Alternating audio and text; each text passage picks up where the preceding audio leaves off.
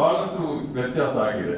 ಮುಂಚೆ ನಾವೆಲ್ಲ ಮಕ್ಕಳು ಇರುವಾಗ ಮಣಿಪಾಲಕ್ಕೆ ಬರ್ಲಿಕ್ಕೆ ಸಾಧ್ಯ ಇಲ್ಲ. ಕುಂಡೇಲ್ ಕಾಡು ಇತ್ತು, ಇದು ಬಹಳ ದೊಡ್ಡ ಕಾಡು, ಅದು ಬಹಳ ವನ್ಯಜೀವಿಗಳು, ಪ್ರಾಣಿಗಳು, ಆಲ್ ವೈಲ್ಡ್ ಅನಿಮಲ್ಸ್ ಬರ್ದೆ, ಮತ್ತು ಹಾವು. ಈಗ ಸಹ ಹಾವು ಉಂಟು, ಆದ್ರೆ ಮುಂದೆ ಬಹಳಷ್ಟು ಹಾವು ಇತ್ತು. ಹಾಗಾಗಿ ಜನರಿಗೆ ಮೇಲೆ ಬರ್ಲಿಕ್ಕೆ ಹೆದರಿಕೆ ಆಗ್ತಿತ್ತು. ಮತ್ತು ಮಣಿಪಾಲಕ್ಕೆ ಅಲ್ಲಿ ಹೋದ ಬ್ಯಾರನ್ ಹಿಲ್ ಟಾಪ್ ಏನಿರಲಿಲ್ಲ. ಮಾಧವ್ ಬೈಗಳು 1953ನೇ ಇಸ್ವಿಯಲ್ಲಿ ಪ್ರಪ್ರಥಮ ಇಡೀ ದೇಶದಲ್ಲಿ self financing private medical college start ಮಾಡಿತ್ತು 1953.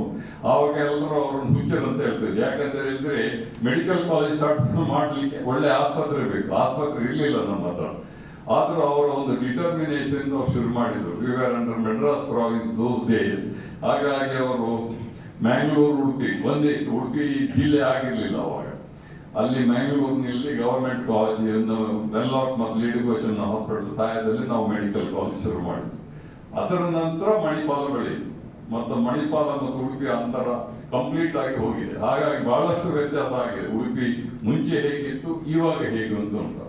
ಮತ್ತೆ 4 ಬೀದಿ ನಮ್ಮ ಕೃಷ್ಣ ದೇವಸ್ಥಾನದ ಸುತ್ತಮುತ್ತ ಅಷ್ಟಮಠಗಳೆಲ್ಲ ಇದ್ದಾವೆ. ಅಲ್ಲಿ ಆವಾಗ ಹೇಗಿತ್ತು ಅಂತ ಸಣ್ಣ ಸಣ್ಣ ಅಂಗಡಿ ಎಲ್ಲ.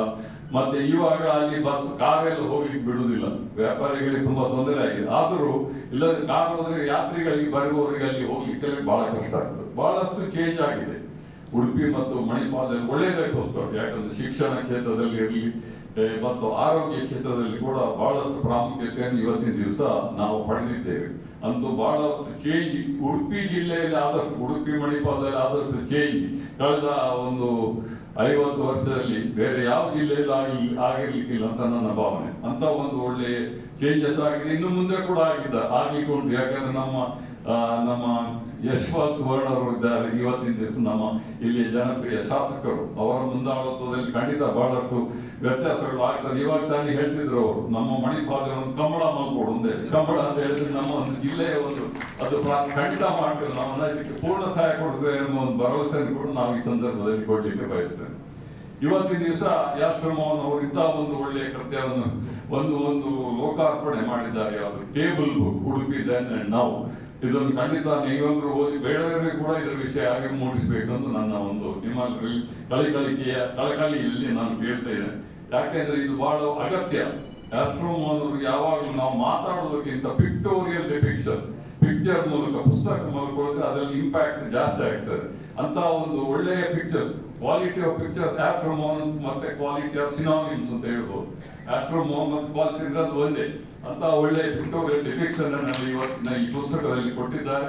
ಇದರಿಂದ ಖಂಡಿತ ನಮ್ಮ ಉಡುಪಿಯವರಿಗೆ ಉಡುಪಿ ಮಣಿಪಾಲದವರಿಗೆ ಮಾತ್ರ ಅಲ್ಲ, ನಮ್ಮ ಉಡುಪಿಗೆ ಇವತ್ತಿನ ದಿವಸ ಉಡುಪಿ ಮಣಿಪಾಲಕ್ಕೆ ಬಹಳಷ್ಟು ಯಾತ್ರಿಗಳು ದೇವಸ್ಥಾನಕ್ಕೆ, ಕೃಷ್ಣ ದೇವಸ್ಥಾನಕ್ಕೆ, ಅದು ಮಾತ್ರ ಅಲ್ಲ ನಮ್ಮ ಯೂನಿವರ್ಸಿಟಿಗೆ ಕೂಡ ಬಹಳಷ್ಟು ಪರದೇಶದಿಂದ ಕೂಡ ಬರ್ತಾರೆ. ಹಾಗಾಗಿ ಈ ಟೇಬಲ್ ಬುಕ್ ನಾವು ಯೂನಿವರ್ಸಿಟಿಯಲ್ಲಿ ಖಂಡಿತ ಇಟ್ಟು ನಮ್ಮ ಪರದೇಶದಿಂದ ಬರುವ ಜನರಿಗೆ ಮತ್ತು ನಮ್ಮ ದೇಶದ ಬೇರೆ ಕಡೆಯಿಂದ ಬರುವ ಜನರಿಗೆ ಕೂಡ ಈ ಪುಸ್ತಕವನ್ನು ಕೊಟ್ಟು ನಮ್ಮ ಉಡುಪಿ ಜಿಲ್ಲೆಯ ಅಂದು ಇಂದು ಹೇಗೆ ಇತ್ತು ಮುಂಚೆ, ಈಗ ಹೇಗೆ ಆಗಿದೆ, ಇನ್ನು ಮುಂದೆ ಏನಾಗ್ತದೆ ಕೂಡ ಆಕ್ರಮಣವರೇ ನೀವು ಹೇಳ್ಬೇಕು. ಗೊತ್ತಾಯ್ತಾ? ಯಾಕಂದ್ರೆ ಅದು ಬಹಳ ಆಗತ್ತೆ.